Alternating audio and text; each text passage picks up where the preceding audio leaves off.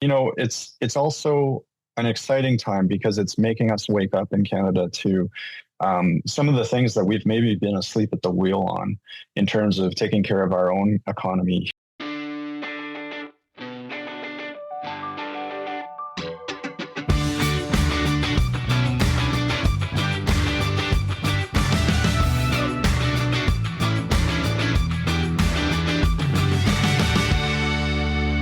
Back on Closer Look on Friday, 27th day of February.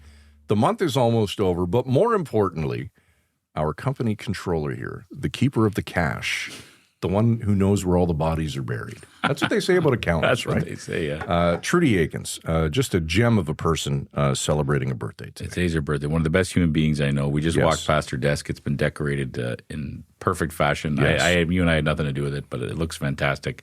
And we just want to give her a shout out because she's an amazing human being is one of the key pieces of what happens here every day at Village Media. And I have no idea what she does. Yeah, she keeps the place going. Yes. So happy birthday to Trudy. It's also Lucas Bunkari's birthday. He's one of our great news deskers here. We don't usually give birthday shows. We don't, but this is not a morning radio show. It's like, okay, here's a happy birthday. The morning birthday train. But we just have to say, sometimes there's people that work behind the scenes. Yeah. Someone like Trudy, we want to get, and we can't ignore Lucas because, of course, it's the same day, so he'll feel bad if he's listening. Absolutely. But happy birthday to you both. And Trudy always gets those expense claims. Yes, so that's right. So that's why you're trying to be nice. You got a Whopper coming through. Well, some lunches. Hey, no lunches. Hey, big no clients lunches. You took out. Yeah, maybe been a trip or two to Moore's, but no lunches. I'm sure. For the record, we've never expensed a thing for this show in terms of we never go out for lunch. We don't. This is. We should start. Yeah. This pen. How much was this pen? I don't know. I think we need to have research meeting lunches. I know. Right? Speaking of the cost of things, the segue. This podcast should be called Segue. It really should be. There's so many good ones. I mean, we call it a lot of things, most of which we couldn't disclose, but Segue would be one. That would be a great show. I'm so, I don't know if frustrated is, maybe annoyed, pissed off, tired, sick and tired. Everywhere I look, I'm still hearing about the State of the Union. Yeah, and I just want it to go away. Yeah, and that's my cost segue, right? The one thing that still struck me, the thing that there's a lot of things that kind of make your jaw drop as you watch that, but Trump was very much praising his tariffs, that they were making the country richer than ever, greater than ever. That this was bringing in. He didn't say the amount of money, but it's definitely tens of billions of dollars they've collected in tariffs, which, by the way, the U.S. Supreme Court struck down as illegal. But he's collected a lot of money. Yeah. And how it's made America more prosperous than ever. We're more proud. We're doing better than ever, right? But then there's also all kinds of legitimate independent research showing that this is basically a tax on the American people, right? Because the average consumer is bearing the cost of whatever it's costing businesses now to deal with these tariffs. And there's been independent research that shows it's about $1,000 per household that this is cost, right? And we're in an affordability crisis. It's what everyone's talking about on both sides of the border. There's midterm elections coming in the United States. And it just got me thinking, we talk all the time on the show about, where are the facts? What's actually true, right? Because you have the president saying that this is great for Americans, but then you have American people who are saying, well, my cost of living's gone up $1,000 this year because of this tariff or this tax, if you want to call that. Which also gets you just thinking in general about what a year it's been, the roller coaster ride it's been for Canadian businesses, for Canadian consumers as we deal with tariffs. And we're going to sit down today and just have a conversation about what a year it's been and what we can look forward to with the renegotiation of the current free trade agreement with CUSMA. Yeah. There's all kinds of unanswered questions that are kind of looming in the air. Who's our guest tonight? Our guest tonight is Matthew Holmes. Matthew is the Executive Vice President and Chief of Public Policy at the Canadian Chamber of Commerce. Yeah, and I think a lot of you will recognize him because he's been a great all over the place. He's been on a lot of the people from the Chamber have been, but he's kind of been a go-to source for journalists asking questions about what's actually happening in the hour-by-hour development of this story that's been for the last year. So you've seen him on the national news. You've seen him quoted in all kinds of media stories. He's a super smart guy and very well spoken on this topic. Yeah. And so we're just going to have a great conversation with him like we have great conversations on this show all the time. Let's do it. Another day, another tariff headline. 10%, maybe 15%, possibly something else by the time this podcast ends tonight. In a major ruling on presidential power a week ago today, the Supreme Court struck down the sweeping tariffs that President Donald Trump imposed in a series of executive orders, but he simply turned around and imposed new tariffs. For Canadian businesses that export to the U.S., it's been a roller coaster year. Just how bad has it been and what comes next? Joining us tonight to talk about that and a whole lot more is Matthew Holmes. Matthew is the Executive VP and Chief of Public Policy at the Canadian Chamber of Commerce. Matthew, welcome to the show. We appreciate your time tonight. Great to be with you both. All right, lots to get into and a whole bunch of questions, Matthew. But I think it would be good if we can start off by just explaining some of the basics, because I think a lot of Canadians are understandably confused. We have CUSMA, our joint free trade agreement with the U.S. and Mexico, which means for now a lot of goods are still crossing into the U.S. tariff-free. On what grounds did Trump enact his punishing tariffs last year? So last year's tariffs, and they started, everybody will remember, with the sort of the claim that fentanyl was coming in from the Canadian border, and that was portrayed as a national emergency. And that's what's important here, is that the national emergency was how President Trump used the claim and accessed something called the International Economic Emergency Protection Act. Mm-hmm. And by declaring a national emergency, he used that act to then say he was putting in place broad tariffs on Mexico, on Canada, and on China. And you may kind of stand back and wonder, well, why those countries? We don't have a lot in common. The thing we do have in common is we're the three highest trading partners of the United States. So the first place you'd go if you're looking for some tariffs and some taxes to bring into your economy. So he used that emergency, and then that was expanded on the so-called Liberation Day. Mm-hmm. And that's where you saw these broad, far-ranging tariffs, pretty high, being applied to countries all around the world. Now, you mentioned CUSMA. The important thing here is after all of the sort of dust settled, after that Liberation Day, the administration clarified that CUSMA compliant products, things that came into the United States from Canada or Mexico that followed our free trade agreement, would be exempt from those tariffs. Mm-hmm. And that's allowed the majority, about 85 or more % of what Canada currently sells to the United States, to go in tariff free. Mm-hmm. The rest, and we'll probably get into this, is captured in other tariffs that are aimed at specific sectors. Your listeners would have heard of the steel and aluminum tariffs, for example, or products that can't comply with CUSMA for a variety of reasons, because it's too complex or they include materials from another country. So there's still a few things that are subject to tariffs, but the IEEPA ruling, and then this new 10% tariff that was just put in place last week, or was it this week? I guess it was this week. Those continue to exempt products that are coming in under our trade agreement. So to just sort of step back for a moment, Canada has probably the best deal and probably the best access tariff-free to the United States of any country right now, barring Mexico. Mm-hmm. And we're jumping ahead, I think, but that's what we're waiting for now as we renegotiate or talk about the future of CUSMA. That could change, right? That's the worry? That could change. Now, the court ruling was important because it was, and I don't want to get into too much sort of politics here, but there's three branches of government, if you will. There's the judiciary, the Supreme Court. There's the executive branch, which is the president and the cabinet, the administration, and then there's the legislative branch, which is Congress. And so the courts was saying, Mr. President, with all due respect, it's Congress that gets to call the tariffs. Mm-hmm. And so Congress is the power that approved originally NAFTA and then CUSMA. It has to be involved in anything that radically changes or renews that. If they go into the review this summer and say, yeah, everything's good, let's carry on, that just automatically happens. If they say, you know what, we still need to negotiate, there's a 10-year window to keep negotiating. Oh, wow. So that can happen. That can just go on year after year. Yeah. If they want to radically change it, though, they're going to have to go back to Congress. Mm-hmm. Matthew, I know this is a loaded question, but how bad has it been for businesses across the country?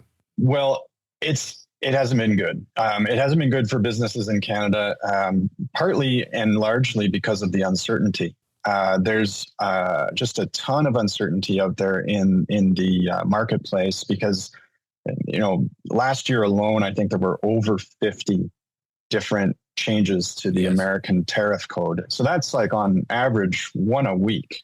And who has the time or the attention to follow that that pretzel, from one end to the other? So for small businesses in particular, it's really hard to get the information they need to know, can I sell to the U.S.? What are the new hoops I have to go through? Do I need a new certificate or some sort of compliance document? Is there, am I going to encounter some problem at the border?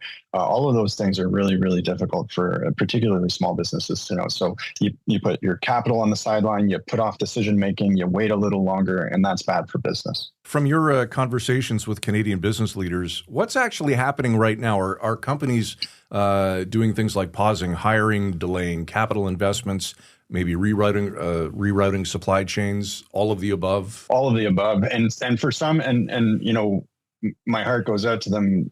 There's been layoffs too. So it's the full spectrum. There are communities right now that are suffering because of this quite directly.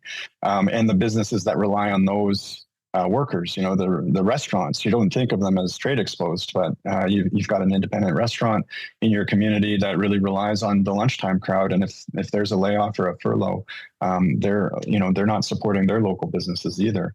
But others are sitting on the sidelines. Some have just sort of said, I'm going to wait this out a little longer, or I'm going to kind of maybe pause my new product launch. And then there are some who are saying, you know what, I'm going to sell to the United States if they're going to buy my goods, but I'm maybe not so comfortable in buying the components or the ingredients I need from the United States anymore. They don't seem the same kind of reliable partner that we used to have. So what we've actually seen is Canadian businesses are still exporting to the US, but they're starting to import from other places because they want their supply chains to be more rules-based and more manageable and more predictable. Yep. What about you personally, Matthew? I've seen you you've been great at helping Canadians understand this over the last year. I've seen you on countless, news stations and quoted different articles. And I can't even imagine. I apologize.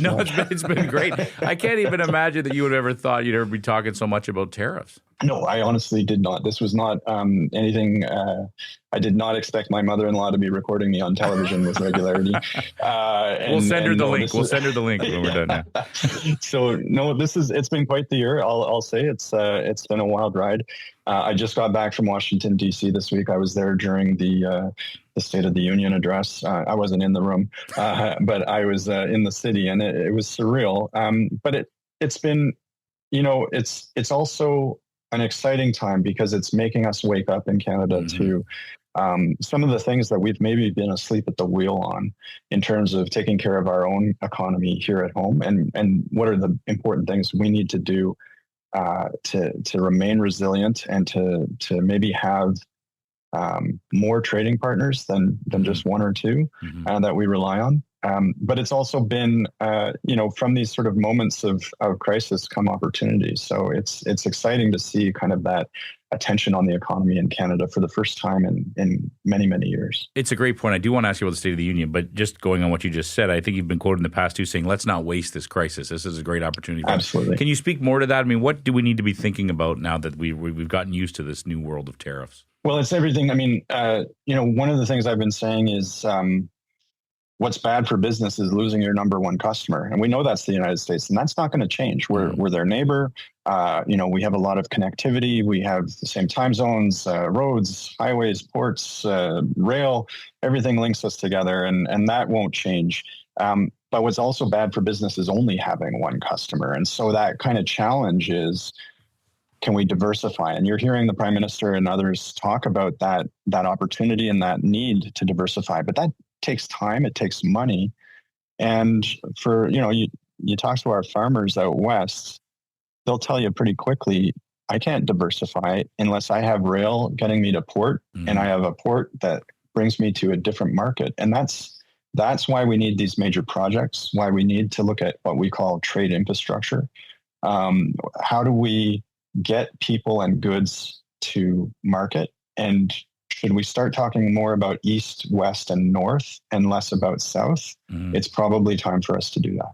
It's great. Just yesterday, Conservative leader Pierre Poilievre spoke to the Economic Club of Canada. I'm sure you saw his remarks. He basically said that the country's biggest weakness in its trade fight with the United States is not Donald Trump, but Canada itself. That we need to be doing more domestically to be able to ward off what's happening with the United States. Were his comments fair? Do you think he was accurate? Absolutely. It's a really great point he made there. And it's a strong one that we have to take care of matters at home. We have to look at the regulatory burden. We did a recent calculation with our economist team here at the Canadian Chamber that found there are over 348,000 different federal regulations in place on businesses at this point in time. The speed with which regulations are growing in this country is faster than the rate of inflation and faster than just about any other measure you can use. And that doesn't even take into consideration provincial or municipal laws and regulations that businesses face. And so if you're starting up as a new business today and you're thinking, okay, how do I find my way? And what are the things I need to do to comply with the law and all the rules? It's a pretty big task to really get your head around that. And some of those regs are there, of course, for community safety, for environment, for, just making sure that everybody follows the same standards. That's not what we're talking about here. But there is this buildup and this speed of accumulation that makes it really tough for businesses. So we have to talk about regulation. We have to talk about taxation. And we have to talk about building things. Like, what are the big products that we make and or the resources that we have that the rest of the world needs? And are we optimized to get it to them or not? And if that requires a conversation about a pipeline or a railway or a new port or some agreement, we need the provinces on board here too. This has to be all of us. It's really a moment for Canada to come together and sort of talk seriously about what we need to do here at home. Is the Carney government doing enough on that front? They're saying the right things. I'll give them that. There's good signals there. We're hearing for the first time a lot of attention on all of those things I just listed coming from the Carney government. The problem is it takes time to get these done, and you just have to keep your momentum. So a good example here is the internal barriers to trade. We heard about this a lot last year, and to their credit, the Carney government took almost all of the federal barriers off the table. They said, you know what, we're just ripping these up. They're gone. But the ones that are left are still considerable, and those are at the provincial level. And the IMF just came out with a report that said 7 to 9% of Canada's GDP is locked into these internal barriers. We can't trade with ourselves. It's easier for me to get wine from Chile, and I'm in Ottawa, than it is to get wine from British Columbia. And that's just a fact. And everybody in this country knows it. It's crazy. And so if we can't get our economy working here at home, then I question, are we really a G7 country? Are we really a G7 economy? Or is it just because the rest of the world kind of sees Canada? But when you're inside Canada, you realize, there's 13 different people here. It's a great point. It really speaks to the urgency of the situation we're in right now, Matthew. Can I ask you, just to stick into politics as well, we've heard two different messages, one from Carney, one from Poilievre. Carney's message is that the relationship that we've known with the U.S. is over. It's done. It's not ever coming back to normal. And Poilievre yesterday was talking about how we can't declare a permanent rupture from our biggest customer. We're not at that point yet. Who's right, do you think? I think there's, that's a tough one. You're going to get me into trouble here. That's the goal, right? That's what we're trying to do. I think, when I stand back and I look at the legacy of being neighbors with the United States, the families that live on both sides of the border, the good neighbors and allies we have been, that is a long-term relationship that doesn't go away. And when I'm there in the United States, there are a lot of people who they're saying sorry more than Canadians do right now. When I'm down there, they're aware that this is not pleasant, and they feel bad about some of what's happening. The history of Canada and the United States has had a series of ruptures in it I'll say that.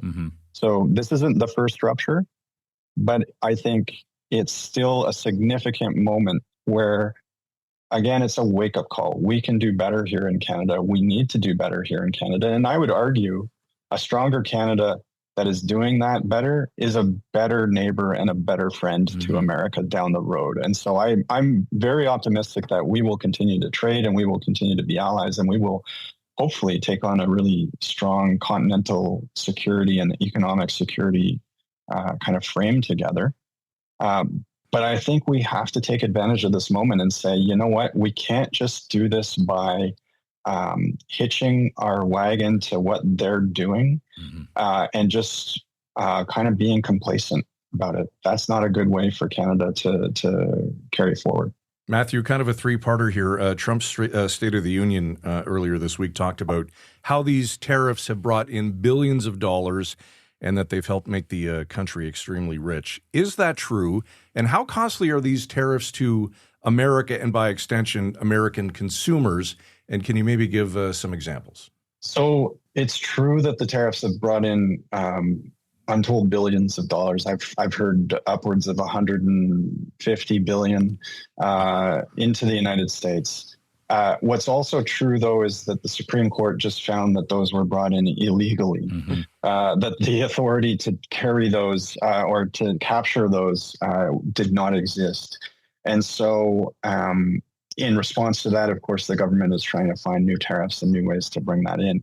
And they're going to have, and they already have, large and small businesses across America launching suits to get their money back, because that technically that money was gleaned illegally.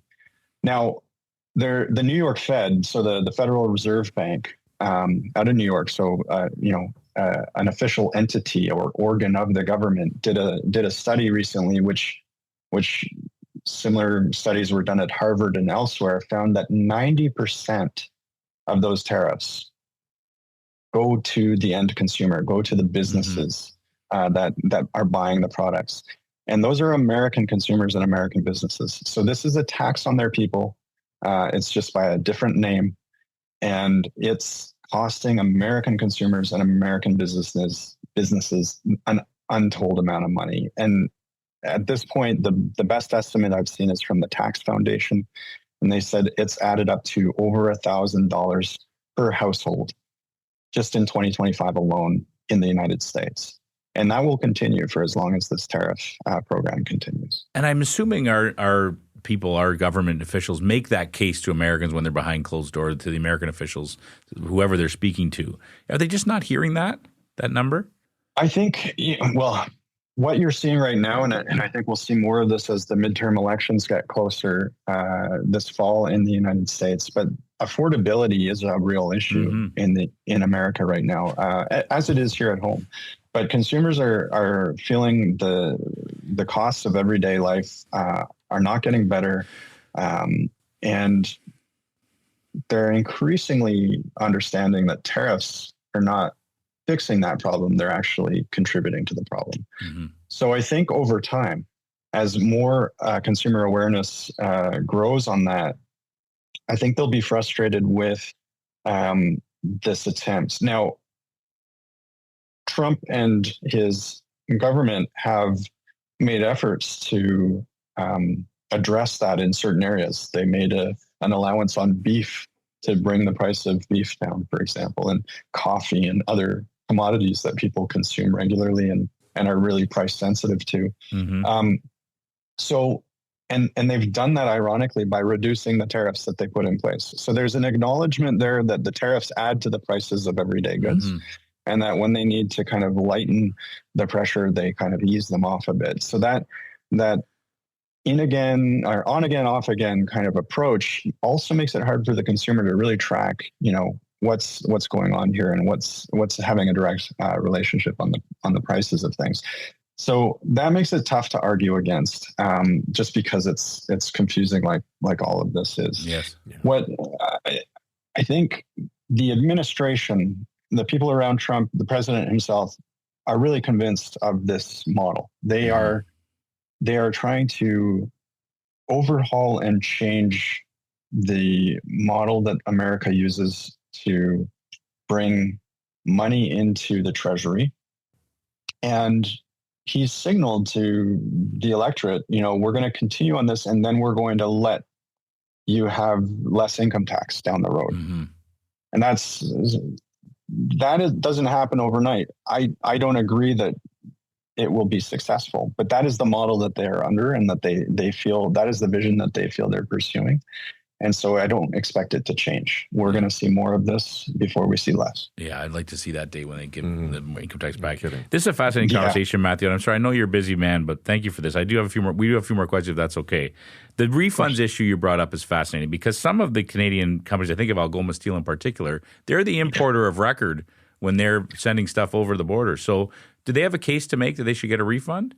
Yeah, they do. Anybody who's paid that, and for the majority of them, they're going to be American businesses that paid that. The importers of record are typically American businesses, so the majority of those tariffs are being borne by American businesses. But the United States is one of the very few countries in the world that allow importers from outside the country. So you don't have to have a registered business entity in America to be an importer into America. So there are going to be Canadian businesses that fall under that category and who have paid tariffs. And they would be eligible to try to get that back. Mm-hmm. How they get that back, how long it will take, whether the courts will tie it up, whether there will be some kind of class action, that is still really unknown. And so I know from talking to lawyers this week in Washington, there is an incredible surge of people asking about that, but also getting in line with the Court of International Trade. So we can assume that some of those Canadian companies would want to be on board that. We should be looking out for that. Absolutely. That makes sense. Absolutely. In terms of CUSMA and the revisiting of that, there's a deadline where they're going to start those renegotiations. I believe the U.S. Trade Rep has talked openly in the last week about how it will definitely include tariffs, whatever it is going forward. What's the best case scenario for us, I guess, Matthew, and what kind of leverage do we have in these ongoing discussions? I think we have to be, at this point in time, we have to not rush into anything. I think if you look back at the countries last year that struck a bunch of deals in light of the significant IEEPA tariffs, the math on those deals changed very suddenly last Friday when the Supreme Court ruled that that the other tariffs were illegal. And so suddenly you have jurisdictions like the European Union saying, hold on a second, we're not going to formalize this deal now because we're not sure we got preferential access or treatment under the deal. In fact, we may have just agreed to a higher tariff than the rest of the world is paying. So that kind of signals to us, with the constant change and the threat of new tariffs that the administration is willing to place, even on those that just struck a deal with, doesn't incentivize Canada to agree to anything too rapidly if it's worse than what we have right now. And so what that means is we may see this kind of limp on for a couple of years, just as we negotiate, but also, kind of keep what we have. In that time, we could see other sectoral tariffs. We could see more 232s, and that will put pressure on our economy. It'll put pressure on some of our businesses. And the question is, how much time do we have to diversify and not feel that so acutely, versus how long do we feel we can go before we need to strike a deal that we can live with? Matthew, I quickly want to get to China and the trade deal that we cut with them, and your opinion on that. So that's a super complicated one, and we have another hour, Matthew. So whatever you need. No, I'm happy to speak to it. So it's complicated because this goes back to the Biden administration. This goes back to 2024, and in the summer of 24, we knew the Americans were acting on the perceived threat and the concern around Chinese steel, aluminum, and electric vehicles. And they were moving quickly on that through a 301 tariff. And we wanted to signal to them, we're your ally, we're there with you. We have a continental commitment to working on automaking and auto manufacturing and auto parts here. And that involves our steel, aluminum sectors, as well as our automaking. And that's something we do together. There is no US car and no Canadian car. There's cars that are North American and they're built together. And so we put in place those tariffs on China quite simply, not only because we were concerned about our own sectors, but quite simply to signal to the United States we were there with them. Mm-hmm. And fast forward to last year, I don't need to tell you, those exact sectors are the ones that the U.S. has targeted and damaged for us here at home. And so there started to be a kind of with friends like these, kind of conversation here in Canada. And at the same time, the Chinese tariffs on our agri sector, our agri-food, our canola, our seafood, but also other sectors like pork and beef that were shut out of that market, really prohibitive and really damaging. And so we were confronted at the end of the day with a disproportionate amount of the pain being borne by our farmers and our agri-food producers for an issue that is still kind of a tomorrow issue that we need to solve for, which is what are we doing about EVs, cheap EVs? How are they going to get into the country? And are they supporting and creating Canadian jobs here at home? Or are they just dumping a product on our shores and undercutting prices of our manufacturing sector? Those questions are still out there and still need to be addressed by the government. But in terms of addressing the real pain for our farmers and producers, that was a today problem, and we needed to let that go away. We needed to find a better way of restarting the conversation with China. And I think that's net positive. It's good that we have a relationship now where we can have those conversations and we can start trading with each other again, because up until this point, we just weren't. There wasn't anything happening between Canada and China, and it was getting worse and worse. That's a great explanation. Thank you for that. Just a couple more questions, Matthew. I do want to play, it relates to what you just said. I want to play a quick clip. We had the Prime Minister Carney on our podcast last year, and he said something that he said multiple times. I said quite a bit. I just want you to listen to it, and then I want to ask you a question about it. I say this often, we can't change President Trump. He's got fixed ideas. He's 78 years old. We can negotiate hard and get the best deal for Canada. What we can do, though, is first and foremost take care of ourselves here. I often make this point, but I'm going to make it again. We can give ourselves far more than the Americans can ever take away. We can more than cover what Trump tariffs will do to us negatively. Now, the Prime Minister's talking about some of the things you've talked about, like provincial trade barriers, things like that. But it's also this idea that we can make new partnerships and diversify in ways that we haven't done before. If we do all those things to the best of our ability, can we ever make up for what we're losing from the United States? It's a really good question. I think we need to try. I think we need to give it our best effort. We are the most educated nation in the OECD, perhaps on earth. We have the resources that most countries would quite literally kill for. Yeah. We have an incredible access to the Pacific, to the Atlantic, to the global north, to the global south. And we have the innovative ability here with quantum computing, with artificial intelligence. Like, we have been pioneers in so many of these emerging sectors and spaces. And then whether you want to talk about the future of net zero and climate with critical minerals, or we're talking about global defense with critical minerals, Canada is sitting on an absolute gold mine. So we have everything we need if we can just get out of our own way and make it happen and do it right here. And so I'm optimistic and ever optimistic that we can, and we should be trying to do this. Are we right next door to the world's largest market? Our neighbor? Yes. And we're not going to change that. And in the ideal, we should be leveraging that. We should be a good partner there.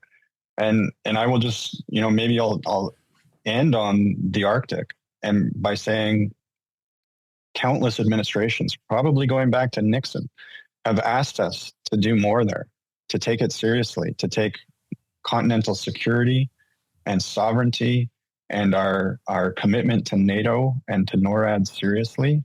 And we've done a pretty poor job of that. And so now, if this is the wake-up call that we're feeling a little more vulnerable than we've felt in a couple of generations, then let's take that seriously. We can be a better partner to the world, to ourselves, but also to the United States if we're doing that. Very well said, and a great place to end it, Matthew. We were extremely greedy with your time on this Friday night, and we truly appreciate it. There's Matthew Holmes, the Executive VP and Chief of Public Policy at the Canadian Chamber of Commerce. Thank you for this, Matthew. Have a wonderful weekend. Great to chat with you both. Thanks so much. Take care. You know what I love about that conversation? I mean, I understood it, which was great. Yeah. But that's a credit to Matthew, how he could break it down and explain it in a way that we could all understand. Matthew's one of those unsung heroes because I literally have seen him. He's been on the news a ton of times. Absolutely. He's been quoted in all the major media. He's a go-to source to understand what's going on. And you talk about a roller coaster. It's been daily. Like you said, there's been 50 changes in the last year. So weekly changes to what's going on. Whiplash. So we're always looking, well, what does the Canadian Chamber of Commerce think? What does this actually mean for businesses? So you can imagine how many times he's been called, not just by concerned businesses in the country, but by journalists trying to find out what's going on. And he's done a great job. For him to take out a half an hour of his time to chat with us tonight was great because I learned a ton just through that conversation.